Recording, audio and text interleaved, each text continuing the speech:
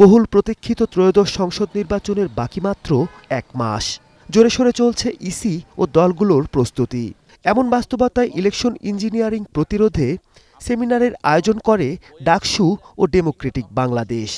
সবাই যদি ঐক্যবদ্ধভাবে আলোচকরা বলেন, ইলেকশন ইঞ্জিনিয়ারিং এমন এক সিস্টেম যাতে কূটকৌশলের মাধ্যমে কোনো একটি দলকে ক্ষমতায় আনা হয়। চাই না যে আর কোনো প্রকার ইলেকশন ইঞ্জিনিয়ারিং আমরা দেখি। এইটা আমাদের অস্থিমজ্জার মধ্যে ঢুকে গেছে, কিন্তু আমরা নতুন জেনারেশন তো চোর না। সরকার, নির্বাচন কমিশন, পুলিশ প্রশাসন, এই তিনটার সমন্বয়ে কিন্তু মূলত ইলেকশন ইঞ্জিনিয়ারিংটা হয়। হেরে গেলে সব কিছু থেকে বঞ্চিত হব, আর আমি জিতে গেলে সব কিছু পেয়ে যাব, এই মানসিকতার আমার মনে হয় যে পরিবর্তন না হলে ক্ষুদ্র পর্যায়ে হোক, বৃহৎ পর্যায়ে হোক, ইঞ্জিনিয়ারিংটা জটিল প্রকৃতির হোক কিংবা সাদামাটা হোক, এই প্রক্রিয়া কিন্তু ঠেকানো কঠিন হবে। বক্তারা অভিযোগ করেন, বিগত ৩ নির্বাচনে সরাসরি ভোট ডাকাতি ও কারচুপি হয়েছে। এর আগে ২০০৮ সালেও নির্বাচনী কারচুপির মাধ্যমে আওয়ামী লীগকে ক্ষমতায় বসানো হয়েছিল। যাদেরকে বলা হয় ডাই হার্ড, ওই পরিবারের মধ্যে একটা জামাত ইসলাম থাকলে তাকে নিয়োগ দেওয়া হয়নি। পরিবারের মধ্যে মামা চাচা খালুও যদি জামাত ইসলামের সমর্থক থাকে তাকে দেওয়া হয়নি। বিএনপির কোনো নেতা আছে, দেওয়া হয়নি।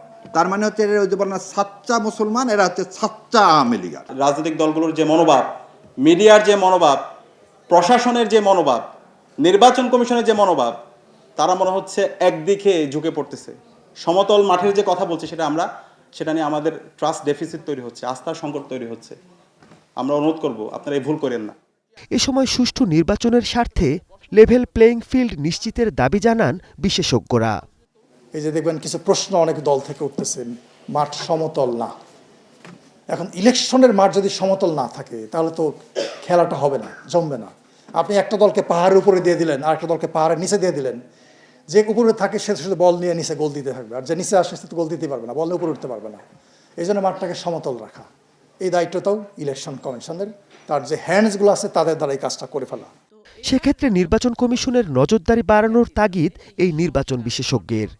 জুলাই আন্দোলনের পর এখন আমাদের জাতির কাছে যে একটা সুযোগ এসেছে, এইটা কিন্তু কোনো রকমের ব্যত্যয় ঘটানো চলবে না, যেটা আমরা সাধারণ ভোটাররা মনে করি যে সেটাই সবচেয়ে বড় চ্যালেঞ্জ। যে নির্বাচনটা আমাদের সুষ্ঠু, অবাধ, নিরপেক্ষ এবং গ্রহণযোগ্য করতে যা যা চ্যালেঞ্জ আছে সামনে আমাদের ফেস করতেই হবে। 12 ফেব্রুয়ারি ভোটারদের জন্য অবাধ ও সুষ্ঠু পরিবেশ তৈরিতে সরকারের পাশাপাশি ইসি ও আইনশৃঙ্খলা বাহিনীকে সমন্বিতভাবে কাজ করার তাগিদ এই বিশ্লেষকের। আর যদি বাধা আসে সেটা হবে বাইরের জন্য কোনো শত্রু।